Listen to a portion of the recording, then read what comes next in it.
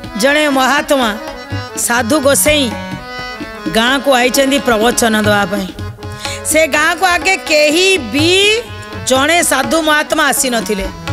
धार्मिक परायणर कथा केबे से गाँ लोक मैंने जानी नथिले। गोटे एमिति अच्छी आगे जमी भजन कीर्तन कले पूरा मन मोहि नेले तेणु से लोक को पूरा बढ़िया भाव में कही चलुंट पूरा लोक मन को एकाग्रता करने कहते गाँ लोक मैंने ये जो भजन रे आगे जानते भजन हिताय गौर जो जोठी गा हुए मन भितर आज्ञा कहीं के जानी गोटे केमिति उन्माद आसी जाए जी भगवान को पाइबा ये गोटे बढ़िया माध्यम तेणु गाँ लोकों भितर पूरा प्रवेश करीगला आ किछि बुझिलेनी सबू जीए जहाँ दान दक्षिणा आनी सबू देदेले खाली नहब नहब गोड़ तले पड़े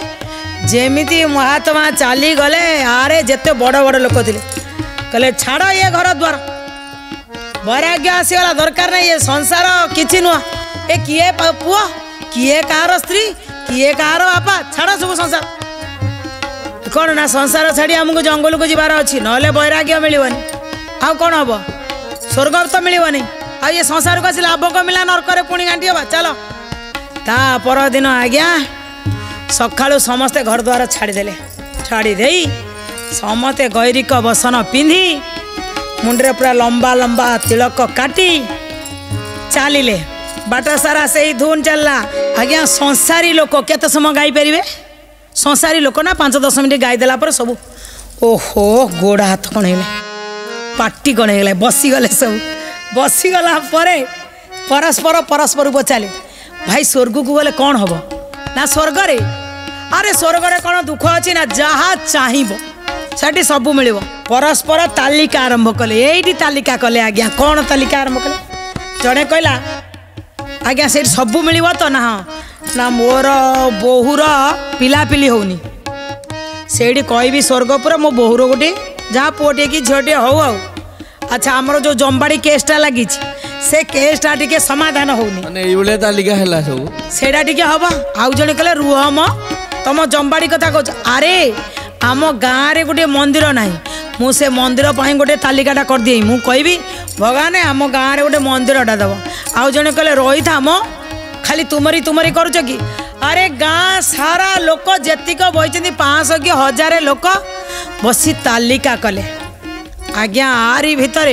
ये गाँव रे जो सज्जन व्यक्ति जनक थिले सीए जेतबले प्रथमे लोक मानकु बुझाउथिले आज्ञा एमिति कर सेमिति कर लोक माने मानि नथिले किंतु ता भितरे जो युवक गोष्ठी अछंदी क्या ना क्या से सज्जन जी धर्मपरायण व्यक्ति अच्छी जी कही भल कथा मनकर संजय भाई गोटे भल कथा कहे मु भी से संजय भाई कथा को बेले बेले ग्रहण करे भल कथा भल पिलाटीर भल गुण अच्छी भल कथा जोटा जहाँ ग्रहण करिया कथा तेणु सेमिति से पिलाटी कौन करिछि ना ये समस्त कथारू शुणिकी टिके कहला हाँ हाँ हाँ स्वर्ग को जीवाई यही बसी आगे तालिका कर तुम्हें आगे स्वर्ग जाइन घर छाड़िकी पलि आल कौड़ी ना जंगल को जाऊ जंगल को आसिकी से तालिका करुच घर तेणु सी कहते कहले तुमको विचलित कर से महात्मा चलीगले किंतु बाट बतेलेनी तुम्हें घर छाड़ी ये आसी स्वर्गपुर को तालिका प्रस्तुत करुच इच्छा करुच किए कौन आने जितेबाला एतिकी कहू कहू जो जंगल से भितर बसी से गोटे बहुत दिन पुराणा आंब गछटे थिला से आंब गछ हसवा लगिला अनेले ताकू समस्ते कहले गछटी कहीं हसुची गछ कहले अरे तुम्हें माने घर छाड़िकी गोटे बड़ जगह को जीव स्वर्ग को से मागिब जाइकिरी आमको मंदिर दियो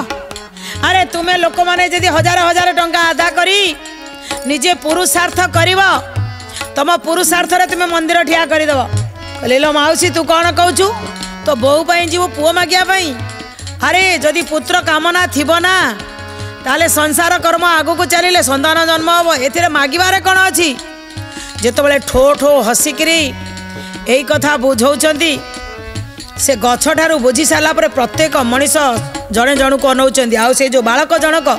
जी कहते स्वर्ग को जावाई तालिका प्रस्तुत कर घर छाड़ी आसी कहले जितेबाला से धर्मपरायण व्यक्ति भल कथा पदे कहते दामोदर आज्ञा सेतबले आपण माने ताकू सेई एडे बड़ हांडी भितर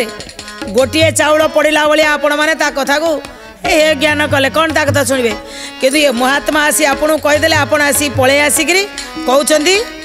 स्वर्गपुर में पहुँची ना पूर्व को जीवाई